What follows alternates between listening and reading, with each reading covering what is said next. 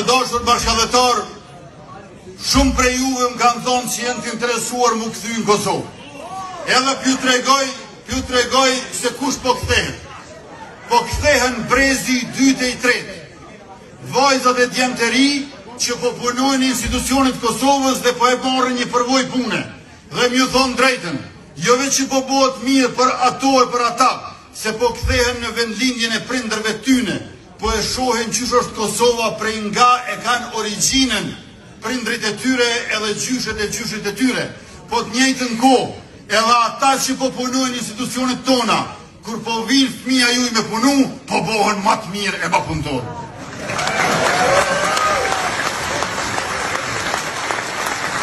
Dhe kategoria tjetër që po kthehet, është dukuria e njëjtë që ju ka ndodhur edhe polakëve edhe turqëve. Pensionistat po vendosin me u kthy në Kosovë, edhe po e kalojnë 2 dekadat e fundit të jetës në vendlindje. Dikur, para gjysmë shekulli, kur dikush i ka pas 65 vjet, kanë thonë plak të kush bo.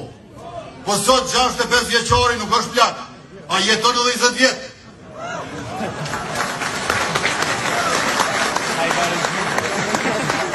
Po se edhe 30, se e kufizova në 85 pa nevoj. Pra, s'paku 2 dekadat e fundit jetës, pensionistat mujnë me i kalu në Kosovë. Edhe adin ku pedaloj që jënë këthy pensionistat. Kur po uftoj prej një qyteze në një qytet në Kosovë, po kaloj në për fshatra, edhe veç pja u këshyri kopshtet. Qa ty ku regullu bashkja, pe di që u këthy dikosh pe diasporit.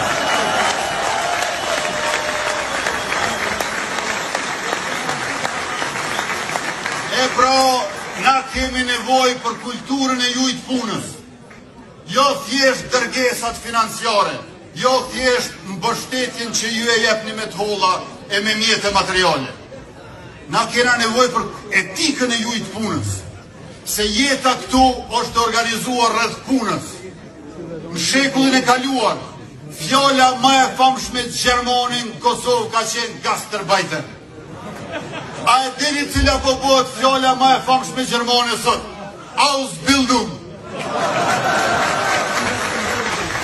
Edhe prej juve kena mësu. Unë nuk e kum di çka është Ausbildungu. As prej librave që i kum lezu, as prej përvojës që kum pas, po prej bashkëdhetarëve ton e kum mësu që duhet me e lidh arsimimin profesional me tregun e punës, në mënyrë që për një diplom shkolle të kemi një vend pune. Dhe këtë jemi duke e bërë bashkë me fondacionin PESA, prej Augsburgut, deri më tash 1600 zonësa në 14 komunat Kosovës, në 23 shkolla, në 12 profile, jënë të gjetë punë, pasi që po e kryin shkollën, e bile edhe duke e kryer shkollën.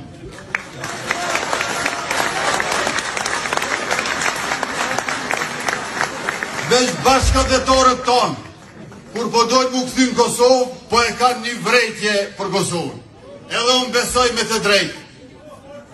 E kjo është që shëndetësia nuk është si në Gjermani. Në fakt është ende largë prej Gjermanisë. Po unë pju tregoj çka jemi duke bërë me krejt dijen e mundësi që kemi.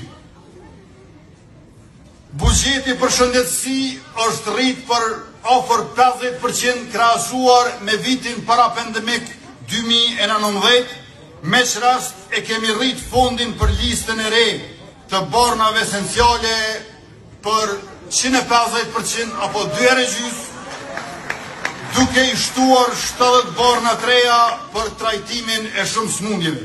I kena ndodhur 6,5 milion euro për shumë borna për smundjet rrolla, se tash diagnostifikimi është maj sofistikuar. Edhe po diagnostifikohen edhe smundje që si kemi diagnostifiku ma herë. Dhe kemi sjell një shtim prej 30% në fondin për trajtimin e tyre, duke përmirësuar ndjeshëm kujdesin ndaj pacientëve. Kemi pespishu buxhetin për vaksinat preventive, kemi 3 rezonanca të reja magnetike në spitalin e Pejës, në spitalin e Prizrenit dhe në klinikën e pediatrisë në qendrën klinike universitare të Kosovës, edhe për një mandat pra 3 rezonanca të reja e 20 vjet më herët kanë qenë veç 2 rezonanca në Kosovë. Klinika e re ortopedisë është përfunduar me kushtet më moderne për shërimin e pacientëve e për shërbimin e mjekëve dhe të inferierëve. Përfshirë këtu 4 salla operative, ndërkaq klinika e onkologjisë, ginekologjisë, urologjisë, kardiokirurgjisë dhe klinika emergjente janë renovuar e transformuar rrënjësisht si klinika. Pagat e specialistëve. Pagat e specialistëve janë në shëndetësi rrit për 50%, duke mbrirë deri në 2.000 euro me shtesa dhe kujdestari, duke i bërë pagat më të larta në rajon. Paga e specialistit mjekësi është më e lartë se paga e kryeministrit Republikës.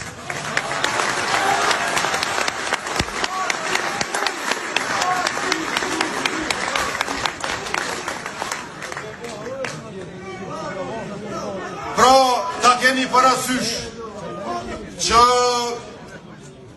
në zhvillimin ekonomik, në progresin demokratik, në mbrojtjen e Kosovës nga kërcënimet e sigurisë, të cilat për së brendshmi i kontrollojmë të gjitha. Ka shumë interesa që kemi të cenuar. Po e marrë veç i shembull, segmenti Kijev-Zahaq, 240 milion euro e kanë planifikuar shpërndësimin. E kena kry me 90 milion euro. 150 milion euro janë shpëtuar vetëm të segmenti Kiev-Zahaq.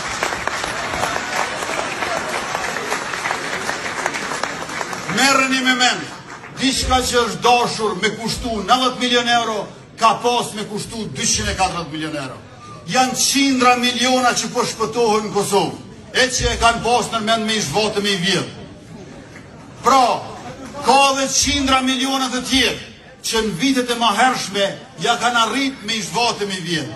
Pra ndaj edhe ne, kemi insistuar në byron për konfiskimin e pasurisë pa justifikushme. Në mënyrë që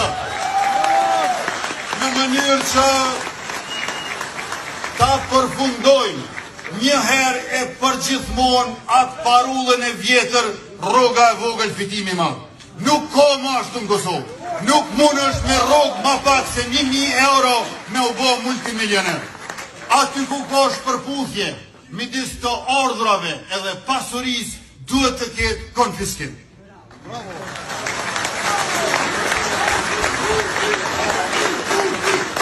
Por a e dini çka dashur bashkëdhetarë?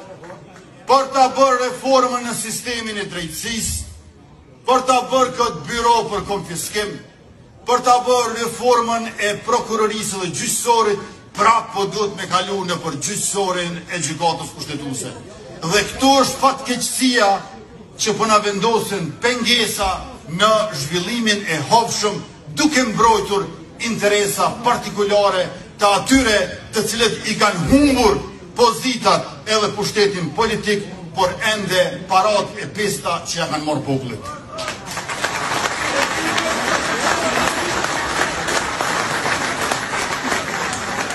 E parat janë të pesta, jo pse janë të popullit, po pse janë në duart e atyre që i kanë të papastra ato. Sepse bugjeti i shtetit është bugjet i qytetarëve, ku qeveria përkohësisht e menaxhon duke ju shërbyer qytetarëve. E nuk është pronë aset i qeveritarëve që sillen si zullumqar e pushtetar. Prandaj është tetë e rëndësishme që të vazhdojmë me qeverisjen e mirë dhe është tetë e rëndësishme që të kemi presionin publik, qytetar, kombëtar, njerëzor, shoqëror, që të kemi byro për konfiskimin e pasurisë pa justifikueshme, që të kemi vetëm në sistemin e drejtësisë, që vetëm gjyqtarët